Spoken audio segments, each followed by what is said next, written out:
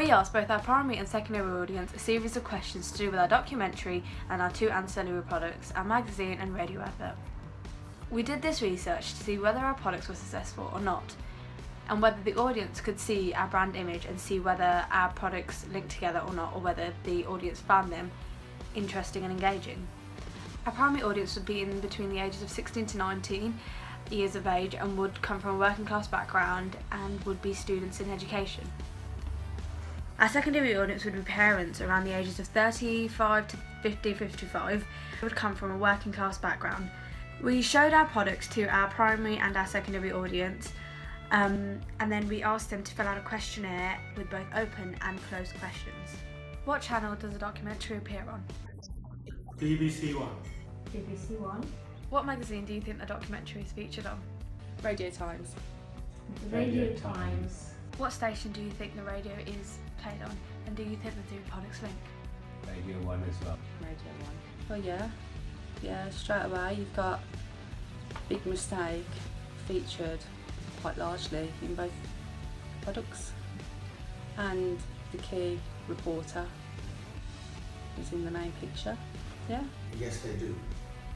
Our audience knew that our products linked to the fact that we had the title on all of them. For example, on our magazine we had the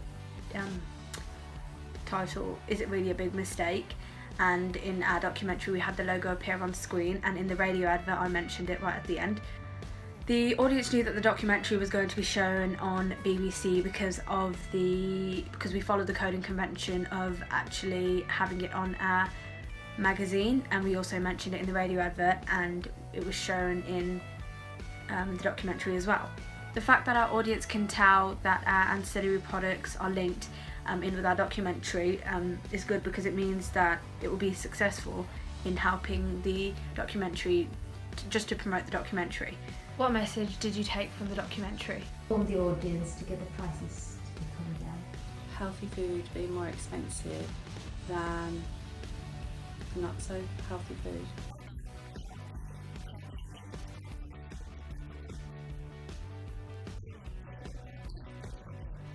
Looking at Stuart Hall's reception theory on encoding and decoding, he says that an audience can encode a message in 3 different ways depending on their background and their beliefs. There's a preferred audience where they agree, a negotiated audience where they neither agree nor disagree, and a oppositional audience where they completely disagree. The oppositional audience are normally an active audience because they're able to give their own opinion, whereas a preferred audience are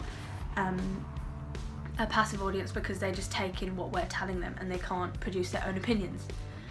Our target audience, our audience had a preferred reading, so this shows them as a passive audience because they received our message that we encoded, which was the prices of food are too high and that unhealthy food is cheaper than the healthier options, but they didn't, however, receive the message of how unhealthy food can damage the body.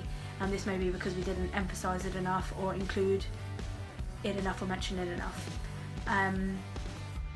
We were successful in mediating our products as for our montage at the beginning, we actually just included people eating junk food. We didn't put anybody eating healthy food, and nobody really noticed that, so we were successful in mediating that and sending that message.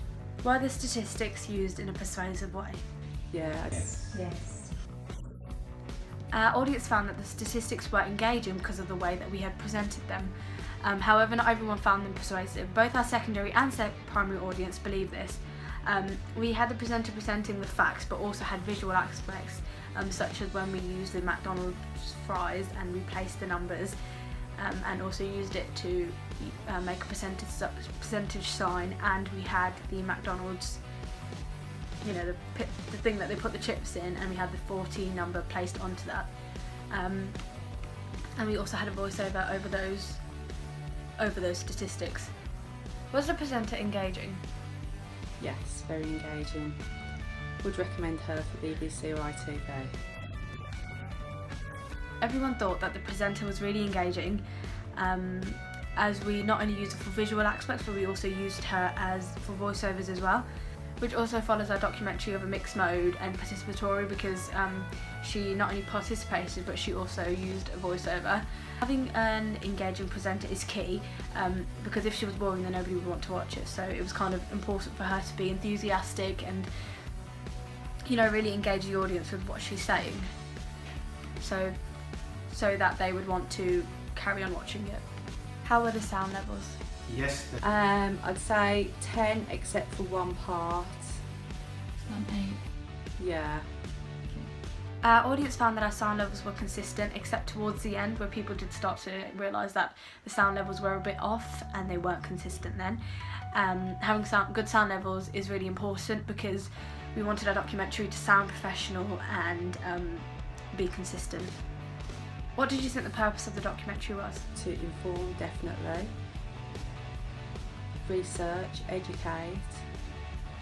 To inform the audience. Our purpose for the documentary was to investigate. Our audience thought that it was multiple reasons. They thought it was to investigate, entertain, educate and to inform.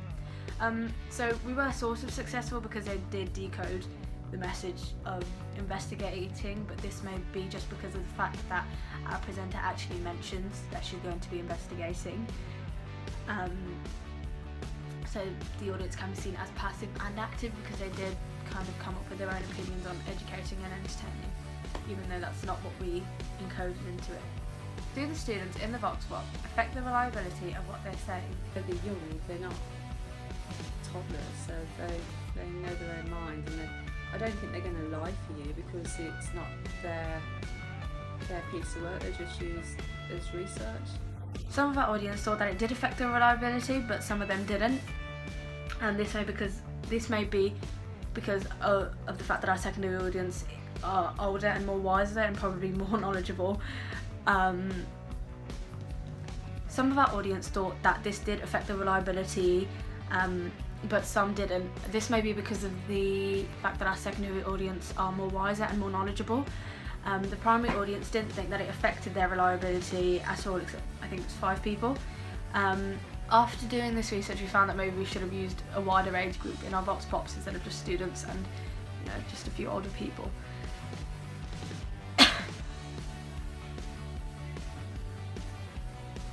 Would you continue to watch the documentary? Yes.